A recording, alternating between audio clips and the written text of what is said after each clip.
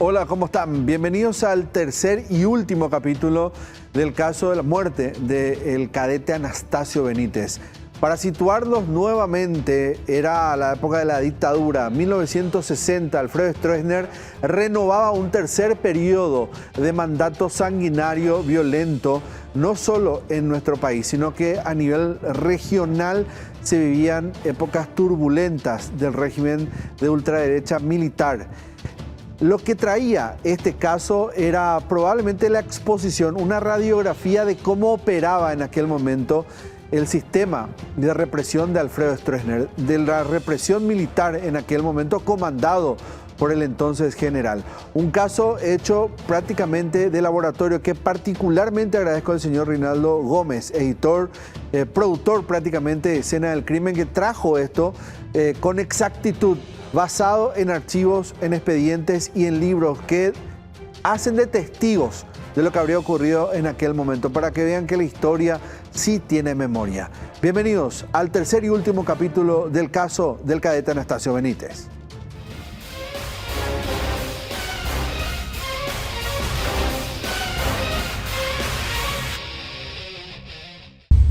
Las confesiones.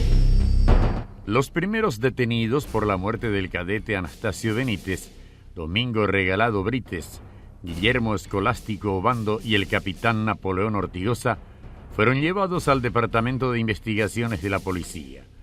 Entre los días 17 y 21 de diciembre de 1962, la policía obtuvo las supuestas confesiones de los acusados, donde admitían haber cometido el crimen.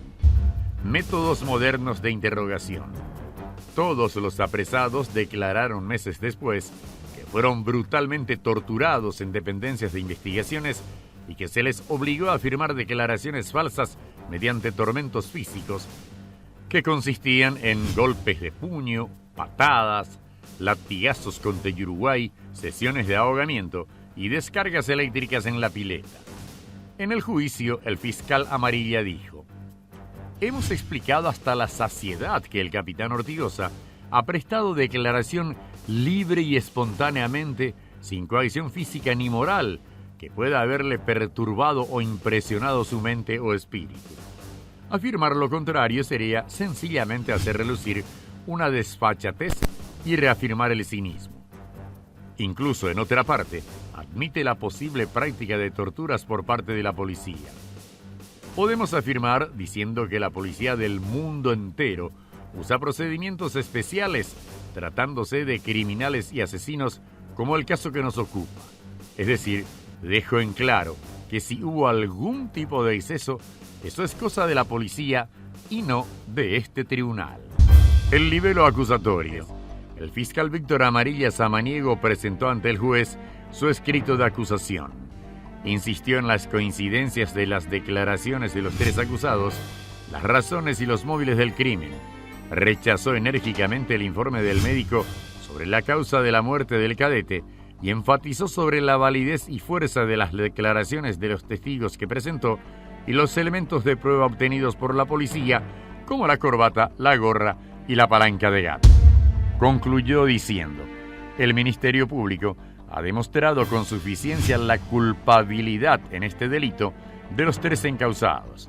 Solicita al señor juez la aplicación terminante y expresa del artículo 203 del Código Militar a los procesados, es decir, condena a muerte. Argumentos de la defensa. El doctor Alberto Varesini Closa dijo: el fiscal general militar, con 22 páginas mal escritas, pretende condenar a tres inocentes acusados de un crimen que no cometieron, analizando erróneamente las pruebas, argumentando con falsedades, malinterpretando la ley y arribando a conclusiones totalmente equivocadas. Agregó que, de los términos de la acusación, lo único que el fiscal sostiene con marcada obstinación, lo que considera como prueba fundamental, son las indagatorias de los encausados. Solo basta confrontar las fechas de las declaraciones de Obando y Maldonado en la policía ante Planás con la fecha de la nota y el cargo de la misma con el parte de Riveros para darse cuenta del absurdo.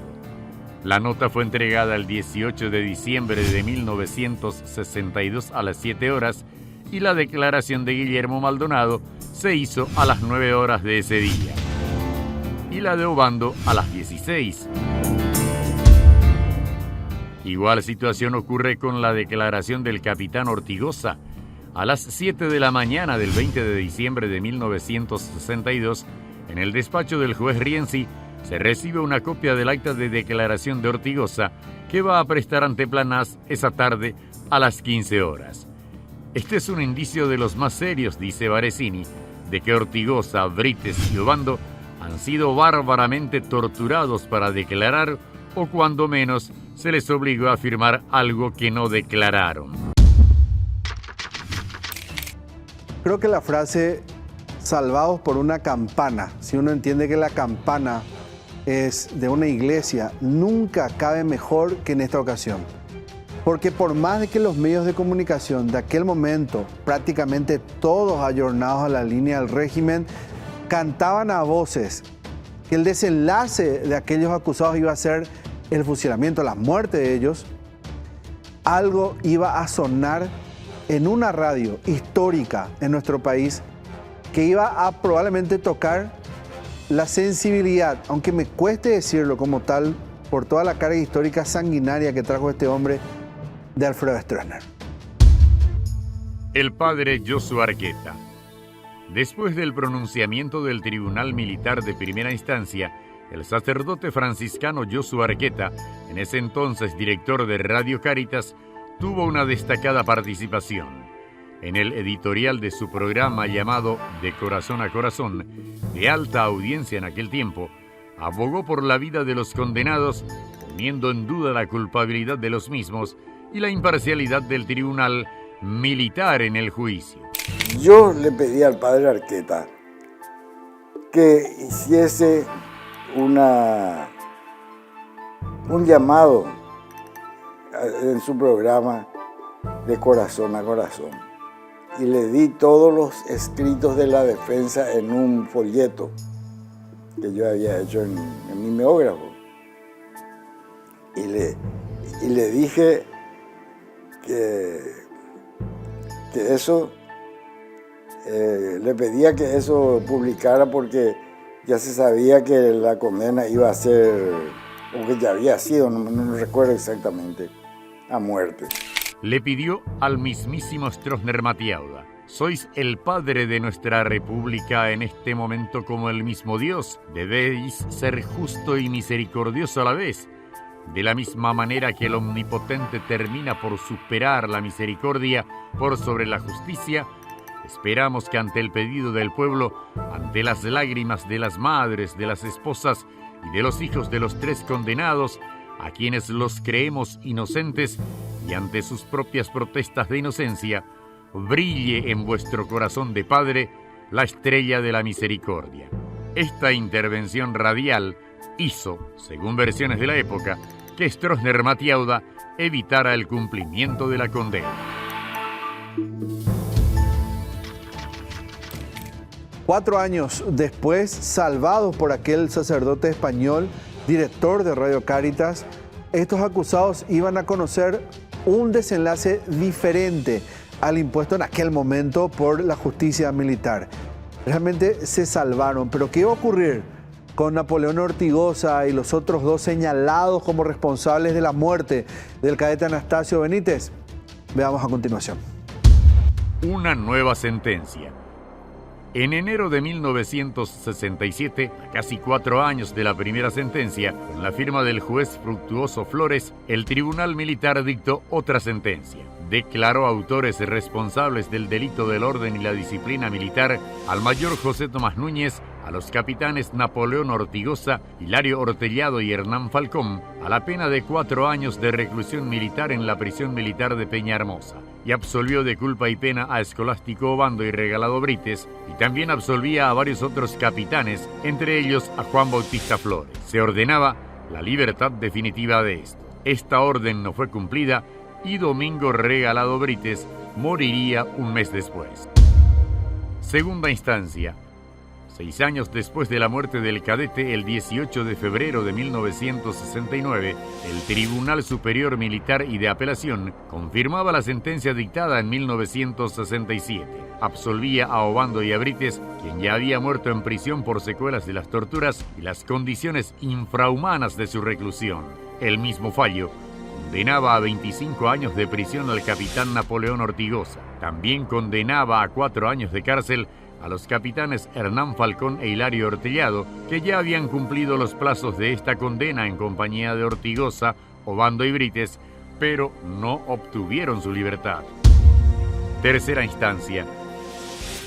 Una tercera resolución dictada el 20 de noviembre de 1969 por el Tribunal Militar de Alzada, que revisó las condenas anteriores, dio su sentencia definitiva. Condenaba a 25 años de cárcel a Ortigosa, a 15 años a Escolástico Obando. Los capitanes Hilario Ortellado y Hernán Falcón quedaban libres, pero esta orden tampoco se cumplió. Ortellado solo pudo quedar en libertad en el año 1979, fugándose del país. Yo sé que hay algo que le falta a todo esto y es ver cómo lo vivían ellos. Recordando que siempre, y esto me cuesta un poco cuando vamos desarrollando la historia, contando la historia, tener en la mente que el caso Gastón Gadín iba a ser la última sentencia de muerte. Sin embargo, años después, en la dictadura y en la década de los 60, iba a haber otra sentencia. Bueno, ¿cómo lo vivieron ellos, cada uno de los protagonistas? A continuación. La historia de Domingo Regalado Brites: agonía, intento de suicidio y muerte. A 3 años de su entierro en el cuartel de policía en una celda insalubre y tras un intento de suicidio, Domingo Regalado Brites, de 33 años, vio deteriorada su salud. Había perdido mucho peso. Una afección respiratoria le fue consumiendo lentamente. Fue llevado al policlínico policial, donde le diagnosticaron bronquitis crónica. En un segundo diagnóstico, tras empeorar su salud, dijeron que padecía tuberculosis. Pese a ello, no le brindaron la atención que requería. Finalmente, le diagnosticaron cáncer pulmonar. Domingo Regalado Brites murió el 2 de febrero de 1967. Nos falta ahora el perfil de Guillermo Escolástico Obando. Era probablemente una persona de confianza al ser siempre el chofer. Uno como tiene ese tipo de perfiles de las personas que trabajan tan de cerca. ¿De quién? De Napoleón Ortigosa, capitán y también hombre y personaje bastante importante dentro de esta trama. ¿Cómo lo vivió él? A continuación. La historia de Escolástico Obando. En el año 1977, Guillermo Escolástico Obando había cumplido su condena de 15 años de prisión, pero no lo dejaron salir. A partir de entonces, realizó varias huelgas de hambre. Organismos internacionales de derechos humanos se hicieron eco de su caso, pero la Corte Suprema de Justicia argumentaba que Obando estaba preso en virtud de la ley del estado de sitio, dictada por el mismo Stroessner Matiauda, y con ello la justicia no tenía competencia. Los abogados, Miguel Abdón Sayer y Francisco de Vargas, se hicieron cargo de la defensa de Obando, argumentando que su defendido no podría estar sujeto a los alcances de esa ley por haber estado preso antes de la vigencia de la misma. Recién en 1984, 6 años después de cumplir su condena, Obando recuperó su libertad tras permanecer 21 años preso. Sorpresivamente, estando descansando una siesta, me llegó sorpresivamente que me necesitan. Ahí que yo digo que en ese sentido, por ejemplo, esta gente bastante claro, porque prácticamente yo considero un secuestro, porque viene en casa diciéndome que mi jefe me necesita urgente, me despertó y me puse mi ropa y me fui con ellos, y hasta alcanzar el camino me corrieron, me llevaron a investigaciones. ¿Usted era chofer de Napoleón Ortigosa? Yo fui chofer de Napoleón Ortigosa. ¿Y qué sabía usted en ese momento? ¿Ya había algo de la muerte del cadete Benítez o de la famosa conspiración? Claro que sí, después de 15, en ese tiempo hacía ya 15 días. Cuando a mí me apresaron, sí, yo ya sabía la muerte del cadete Benítez, pero que se levantó el cadáver diciendo de que el médico forense dijo que es suicidio. ¿Y a usted con qué cargo se lo llevó específicamente? Bueno, entiendo yo es que para sacarme de mí algo, solamente es algo, porque se decía que el capitán, que un capitán, no dijo Ortigosa, el nombre no dijo, solamente dijo que fue un capitán que le mató al cadete Benítez. Sale por lo menos unos cuantos días diciendo así, y después no apresó a nosotros, a mí y el finado, un compañero mío, Regalado Brite. El capitán Juan Bautista Flores, otro de los personajes acusados dentro de lo que era la investigación del cadete Anastasio Benítez. Lo insólito de su caso es que él ya estaba preso, al menos 3 semanas antes de la muerte del cadete. Entonces, ¿por qué lo involucraron? Vamos a ver. La historia del capitán Juan Bautista Flores. Al capitán Juan Bautista Flores lo detuvieron el 23 de noviembre de 1962, 2 semanas antes del hallazgo del cadáver del cadete Benítez. En el informe ante la Comisión Verdad y Justicia, el capitán relató que su detención se debió a una intriga por parte del jefe de investigaciones Alberto Planás, que se hizo presente en la casa de su madre en ocasión en que se celebraba una cena por la culminación del curso de aplicación de capitanes. Planás preguntó a los presentes, unos 30 capitanes, si qué hacían en casa de un epifanista. Debido a esto se produjo un altercado con uno de los presentes que hizo que el comisario se retirara, no sin antes amenazar diciendo: el presidente Stroessner a las 5 de la mañana va a saber de esta reunión. Hilario Ortellado dice en su libro que el 22 de diciembre de 1962, en el Departamento de Investigaciones, fui testigo presencial de la tortura del capitán de infantería Juan Bautista González Flores. A este camarada yo lo vi cuando se había desmayado y lo sacaban de la pileta a depositarlo en el suelo. Rápidamente Jean Pey le aplicó una inyección, seguramente estimulante para el corazón. Lo llevaron de urgencia en una ambulancia.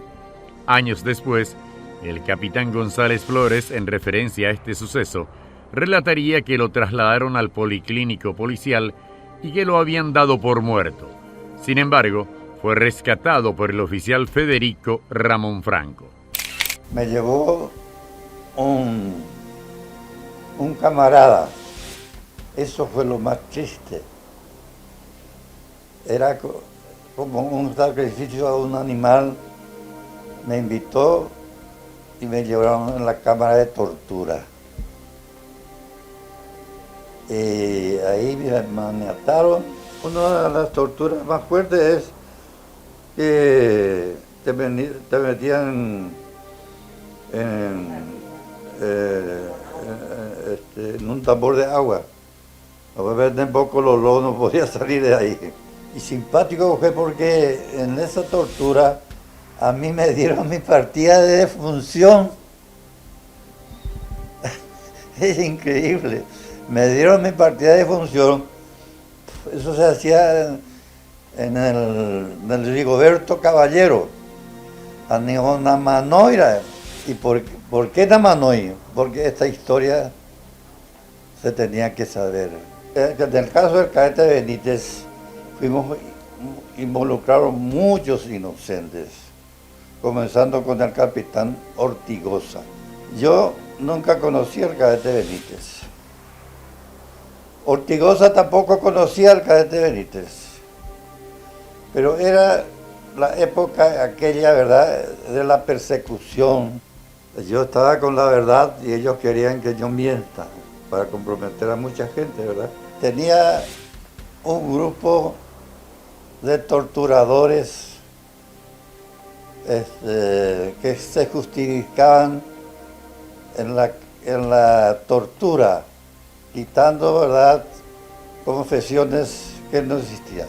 Yo puedo hablar de eso porque tuve muchas persecuciones durante la dictadura, pero nunca me vencieron. Y a esa gente que me torturaron, yo no le tengo ningún odio. El 13 de febrero de 1963 es acusado por conspiración junto a otros oficiales retirados. El 26 de mayo de 1964 se ordenó su prisión domiciliaria en la ciudad de Coronel Bogado y en 1967 fue absuelto de culpa y pena. Bueno, lo que van a ver a continuación es probablemente lo que queda como, hoy se define como efecto o daño colateral dentro de toda la estructura, o podríamos también llamarlo coautores. Esto para la justicia militar, porque estaban los primeros y autores directos acusados del homicidio del cadete Benítez, de Anastasio Benítez. Pero estuvieron otros también acusados de conspiración y otros hechos en la época. También rescatamos sus testimonios y lo que dice el expediente en aquel entonces.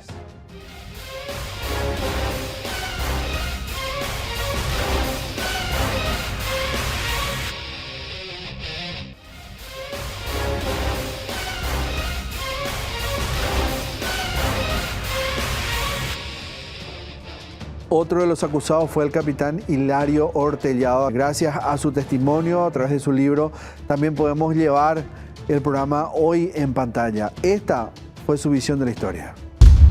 La historia del capitán Hilario Ortellado.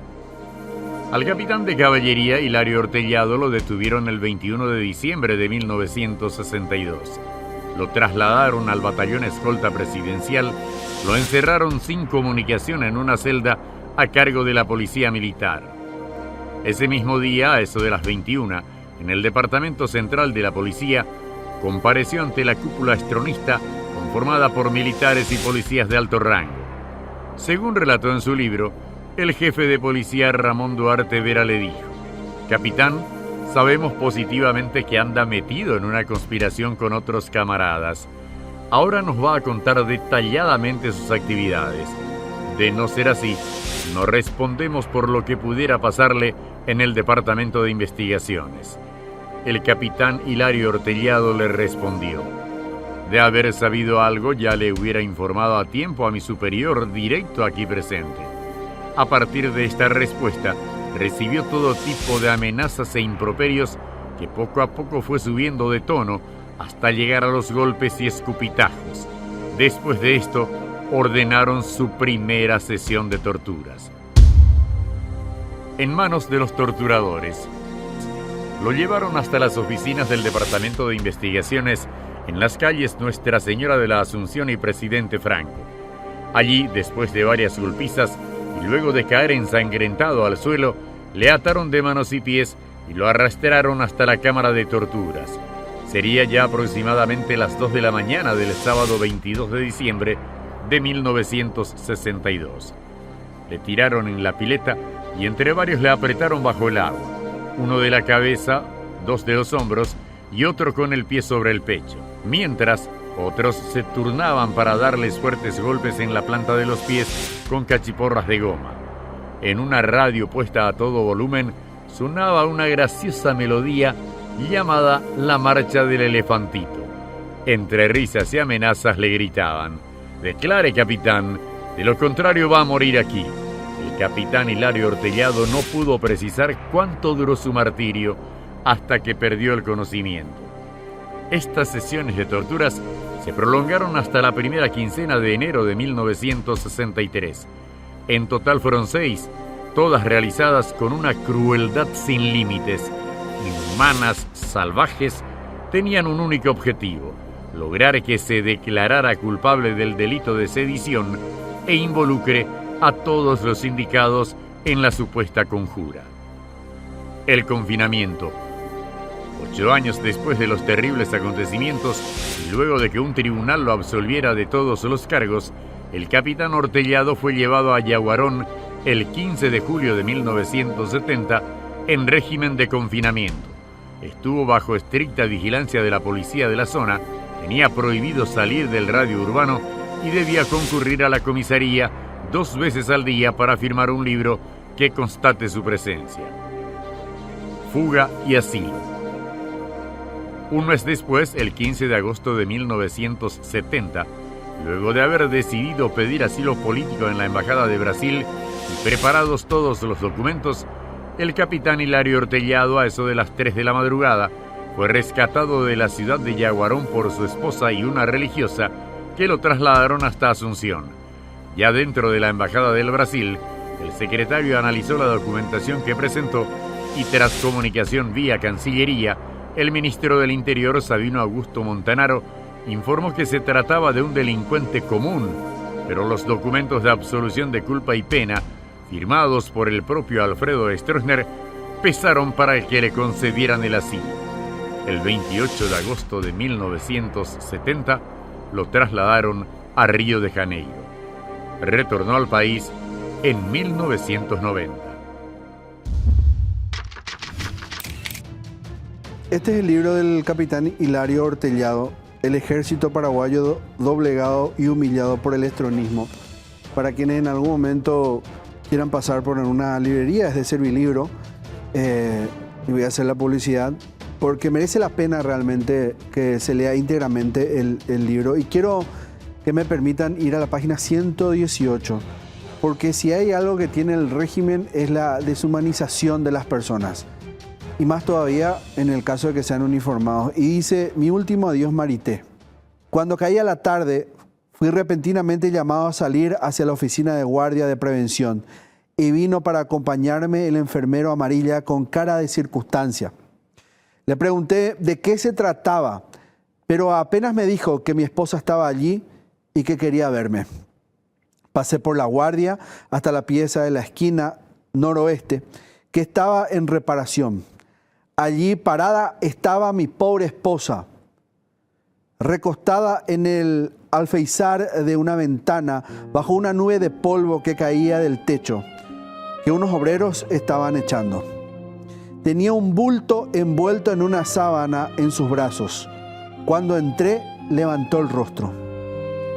No vi lágrimas en sus ojos, pero sí vi por esa ventana de su alma el tormentoso momento por el que estaba pasando. Me acerqué sin palabras, la abracé y recibí en mis brazos el cuerpo sin vida, pero aún tibio, de nuestra hijita María Teresa. No dijimos nada, porque no encontramos palabras de consuelo en ese momento.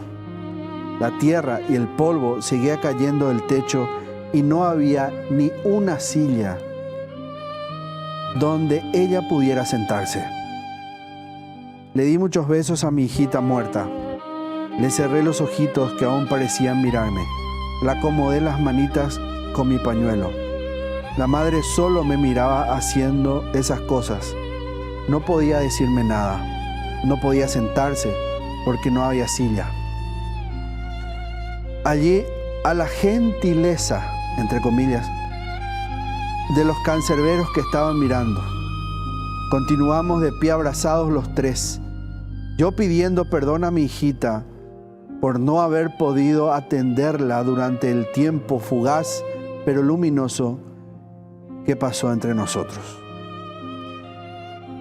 No puedo seguir sin ir en ese camino inexorable de quebrarme, pero esto es lo doloroso del régimen estronista.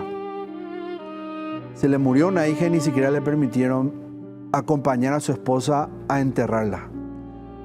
Y forma parte, si bien, de un efecto independiente de lo que hoy estamos contando, que es la muerte de Anastasio, está lo difícil que era el momento en aquel entonces, donde uno tenía que asumir algo que a lo mejor ni siquiera hizo, pero era parte de la vida militar en aquel momento. Por eso no todo lo que conformaba el régimen estaba tan podrido como aquel que se erigía el general del ejército.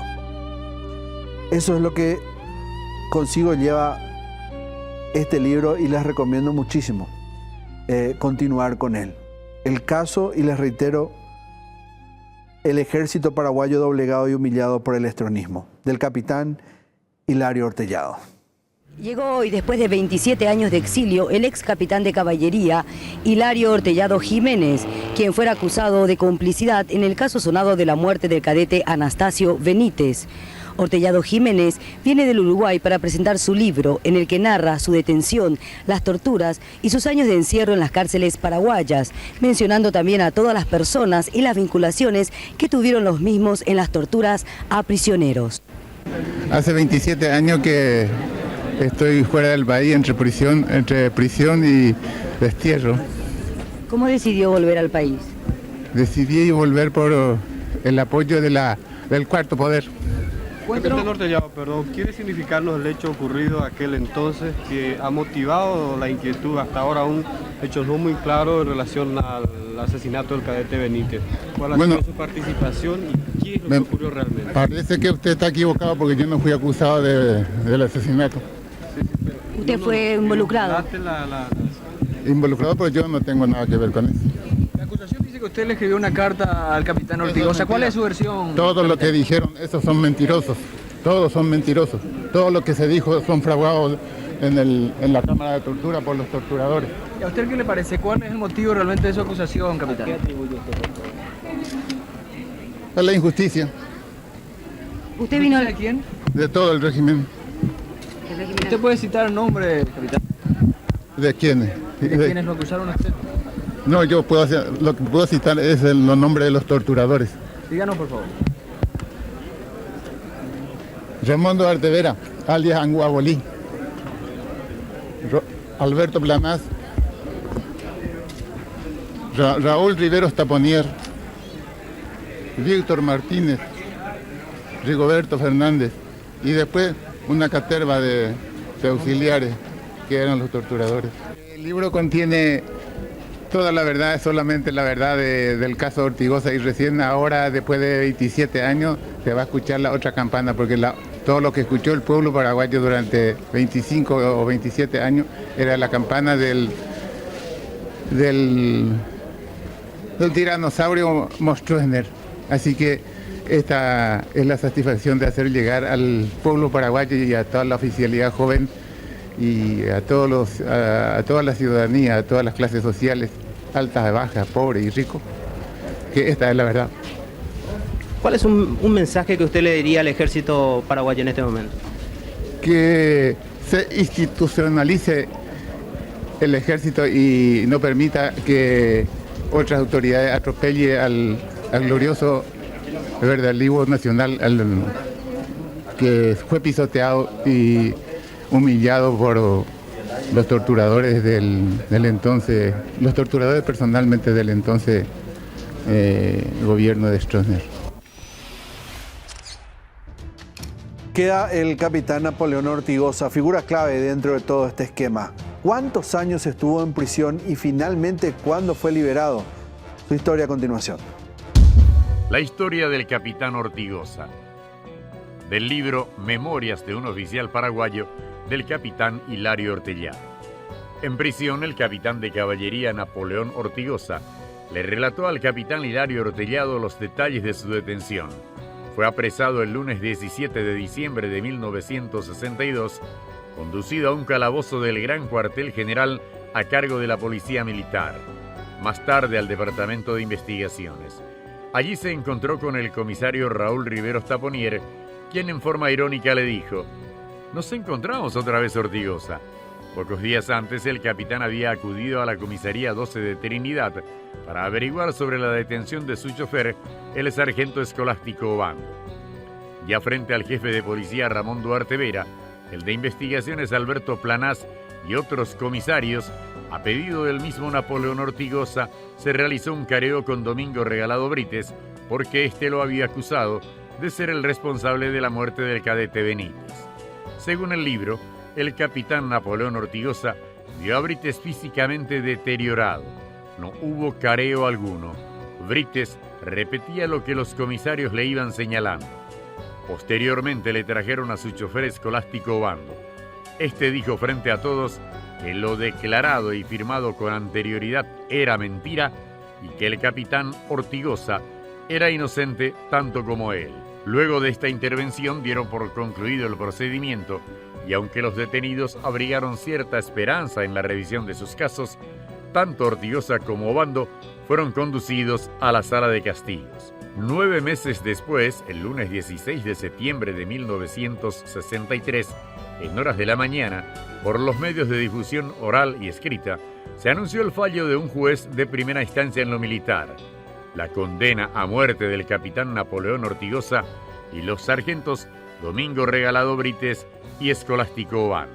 Tras esto, recién el 20 de noviembre de 1969, el Tribunal Militar le conmutó la pena de muerte a Napoleón Ortigosa por 25 años de prisión. De esta forma, se convirtió en uno de los presos políticos más antiguos de Latinoamérica y del mundo. Le llamaron el Mandela paraguayo. Prisión domiciliaria y fuga.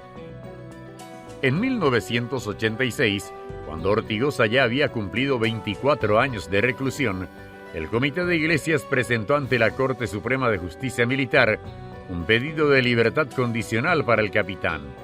Esta fue rechazada.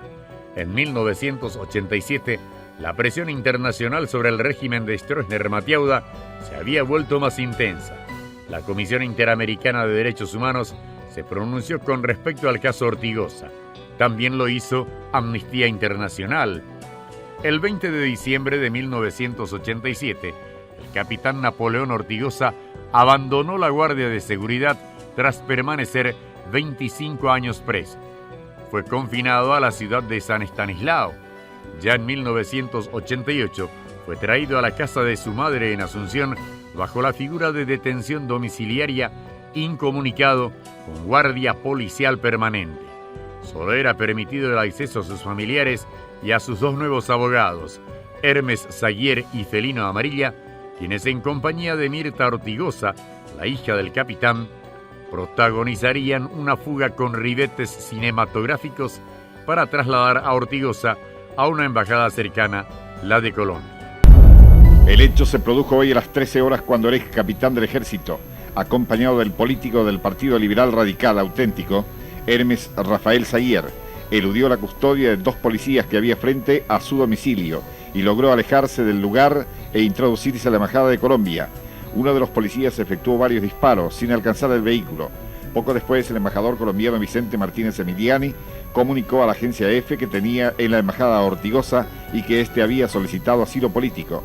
Martínez Emiliani afirmó que Ortigosa está bien y que era todo lo que podía informar por el momento.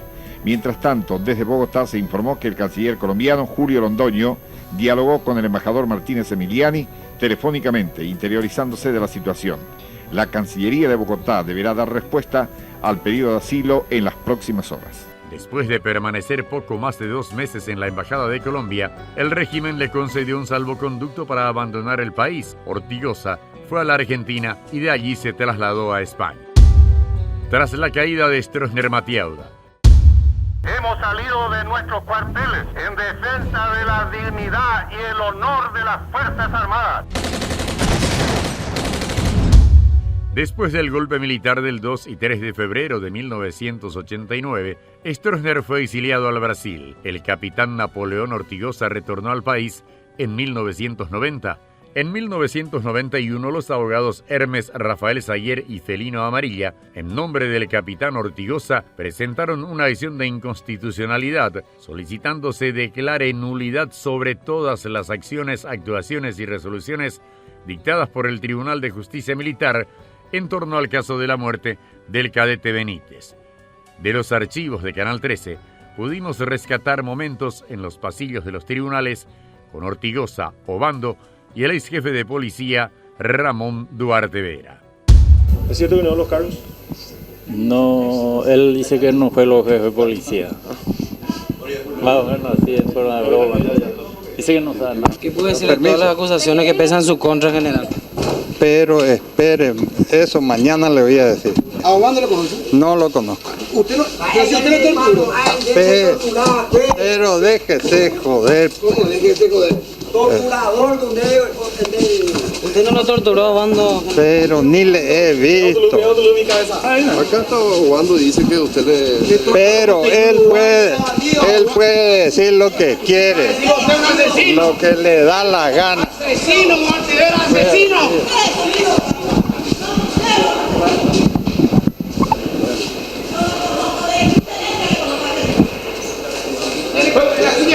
Así de eléctrica tiene que decirle, ese es un bandido. Hay que pegarle en la plaza pública. Hay que darle bando, usted se torturaba en propia mano.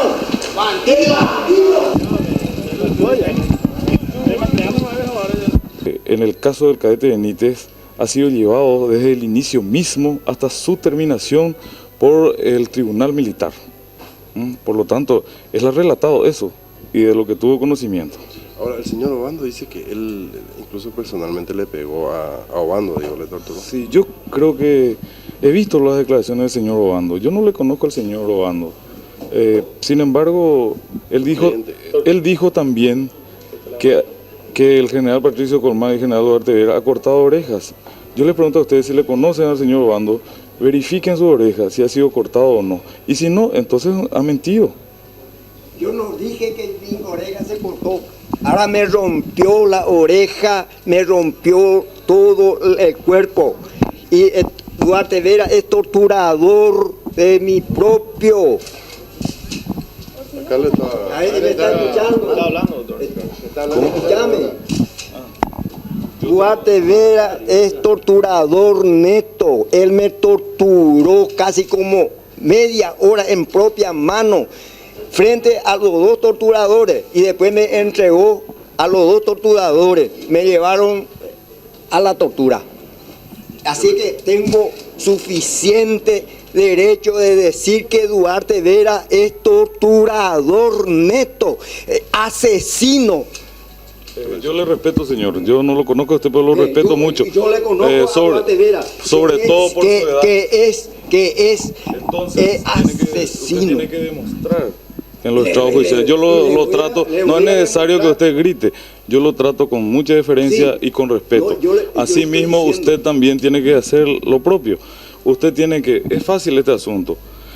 Mi trabajo específico, entonces yo le digo a usted y a todo el país en este momento, consiste en la única cosa, que es que en este país se respete uno de los más sagrados deberes y instituciones del derecho penal, que es el principio de la legalidad. Un momentito. Usted pruebe eso que dijo. Entonces yo nada tengo que hacer. Si usted lo prueba. Yo tengo prueba. Bueno, correcto. Yo tengo prueba que Duarte Vera es torturador neto. Señor Obando, lo que significa, luego de tanto tiempo de haber estado recluido, el general Duarte Vera está prestando declaración indagatoria. Sí, en mi punto de vista, yo veo una justicia lo que se está haciendo con Duarte Vera. Porque imagínese este hombre lo que ha hecho. Conmigo, con otro compañero, fuimos torturados salvajemente por propia mano de él. En propia mano de él, yo en forma especial, porque yo fui primero torturado y mi torturación fue que tengo que acusar a Capitán Ortigosa.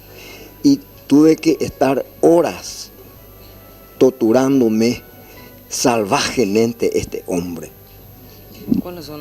¿Recuerda usted cuáles son las torturas que realizaron en ese tiempo? Bueno, en ese tiempo era terrible, salvajemente la gente que se caía en ese lugar fueron torturados salvajemente, físicamente, bajo agua, de toda clase, ¿Sabe por qué? Porque la gente que estaba torturando estaba con bebida. Se le daba cerveza en una pieza y de ahí venía a torturar a las gentes o también a mí, venía torturándome sin conciencia, sin consciente. ¿Qué otra persona está implicada en esto que usted sabe? Bueno, en nuestro caso hay primero yo y Capitán Ortigosa, y a través ya por la tortura ya se implicó ahí a Capitán Falcón, Capitán Ortellado, que menos tienes forma para que se le acusara, sino en la tortura se llegó ya a traer a ellos también. Bueno, muchas contradicciones, ¿no? A nuestro modo. Muchas contradicciones. Sí, por ejemplo. Y la contradicción con respecto a su presencia en la reconstrucción de la muerte y la pretensión de no haber estado involucrado de ninguna manera en las investigaciones.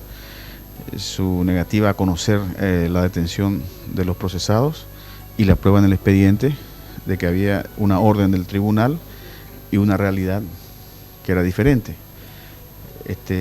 En fin, el general Duarte Vera no pudo explicar quién tenía la responsabilidad de los detenidos cuando estos estaban en la jefatura de policía. No me voy satisfecho, porque yo no pude decirle a este señor que es un torturador. Pero, públicamente así, por primera vez en la vida. ¿En participó usted hablando? No he participado porque el señor juez me dijo que tengo que hacer traer a mi representante, que yo no puedo hablar. Y para que ustedes se informen de la verdad, ¿por qué no piden copia al juzgado y leen la declaración? Pero usted no puede decir la verdad, general. Pero si ya dicen que caí en contradicciones. No, ¿dónde yo voy a saber? ¿Participó de los hechos de tortura alguna vez? Mire, por favor, vamos. Y por favor, recurran al juzgado. Muchos favores en Santísima Trinidad, en muchas personas. Lo conozco demasiado bien. ¿Favores en el Stroessner puede ser? Eso lo sé, pero a familia humilde le ha hecho, ¿entiendes? ¿Nunca a los humildes? Le ha atendido a varios.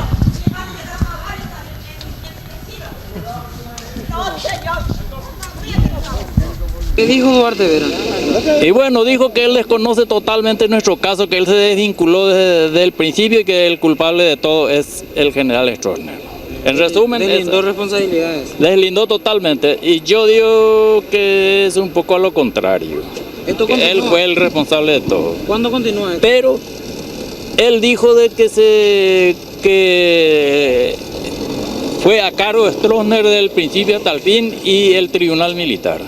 Que él nada tiene que ver y que él desconoce a la mayoría de los presos, que él nunca tuvo llaves, que a pesar de que estemos en la comisaría, en una comisaría de él, o en la central de policía, que él aún así él desconoce, a muchos de nosotros no los conoce. Por ejemplo, al capitán Ortellado, él dice que nunca lo conoció y estaba ahí con nosotros y es de mi promoción.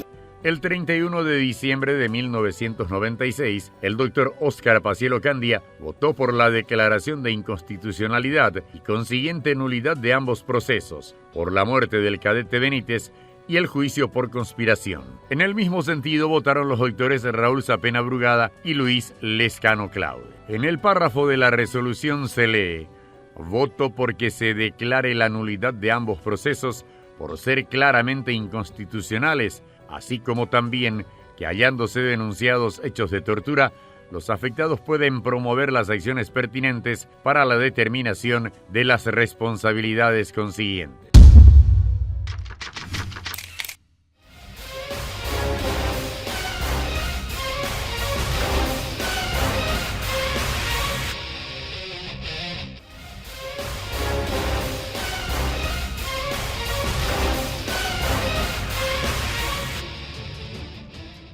como este es un caso muy particular de escena del crimen, nunca antes en estas 8 temporadas hicimos en 3 partes, pero debido al volumen histórico decidimos hacerlo así.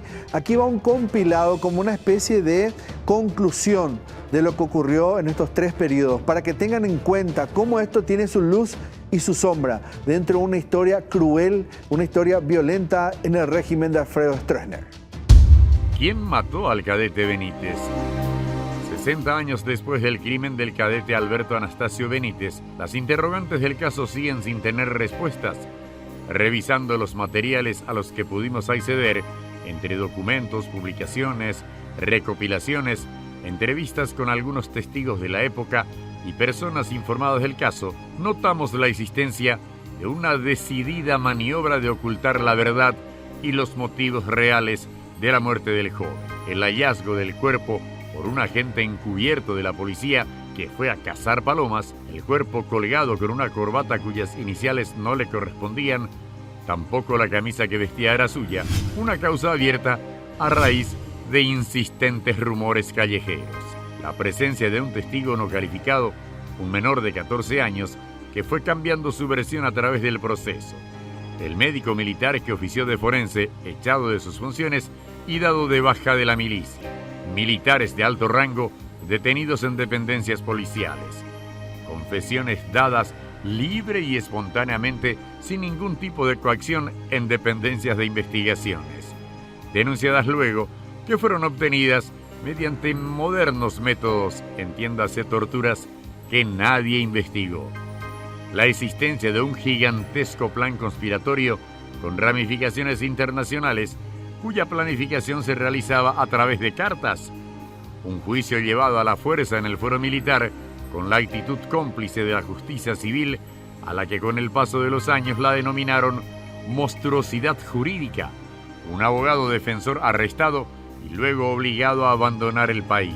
Condenas a muerte por fusilamiento que luego se conmutaron a largas e inhumanas reclusiones en cárceles ocultas, familias enteras destrozadas sin hallar el consuelo mínimo de la justicia. Son solo algunos de los ejemplos de la gran crueldad y consecuencias que acarrearon el crimen del cadete Alberto Anastasio Benítez, que con el paso de los años sigue en el más completo misterio.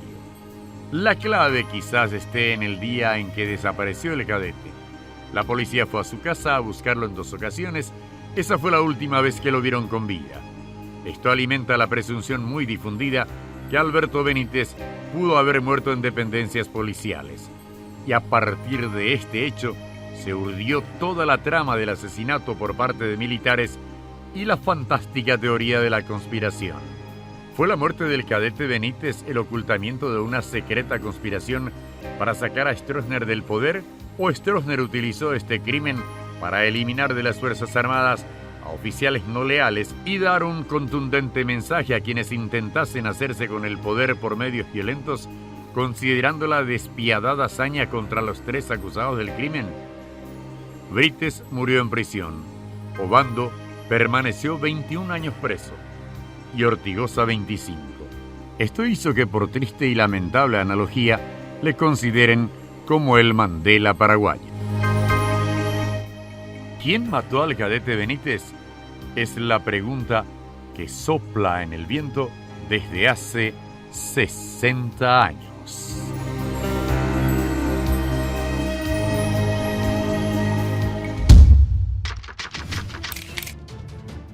Le agradezco absolutamente a todos por habernos acompañado en estos 3 capítulos que podríamos catalogarlos dentro de lo que es la etiqueta de oro, probablemente, de las entregas que hace Escena del Crimen.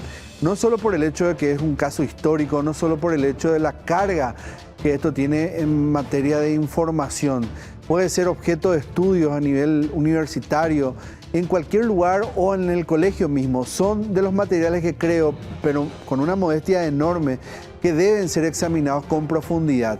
Más allá de los vicios que pudiera llegar a tener por, errores también, si le quiere llamar, sacando la palabra vicio, sepan de que esto se hizo con mucho sacrificio y con las ganas de querer informar y contar una historia que probablemente muchos hayan olvidado o que quedó archivado en algún punto.